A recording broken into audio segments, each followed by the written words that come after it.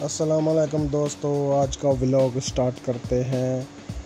حافظ بھائی کی ویڈیو میں کچھ دوستوں نے کمنٹ کیے ہیں، ان کو برا بھلا کہہ رہے تھے کہ آپ اپنے رشتہ داروں کو سپورٹ کرتے ہیں اور دوسروں کو نہیں سپورٹ کرتے، اور حافظ بھائی دوسروں کو سپورٹ کر رہے ہیں، رشتہ داروں کو نہیں کر رہے۔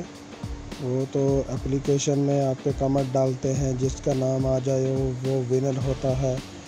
اور حافظ بھائی فری میں جو کام کر رہے ہیں، فری میں چینل پروموٹ کر رہے ہیں، وہ بہت اچھا کام ہے اور نیکی کا کام کر رہے ہیں۔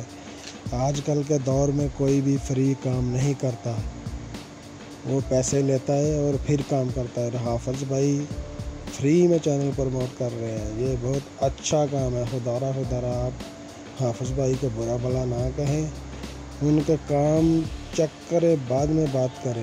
وہ اپنے رشتہ داروں کو سپورٹ نہیں کر رہے۔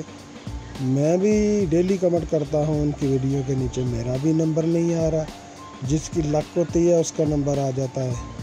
اور جو بھائی ہمارے اس بات کے ساتھ رائے رکھتے ہیں، وہ ضرور کمنٹ کر کے بتائیں مجھے۔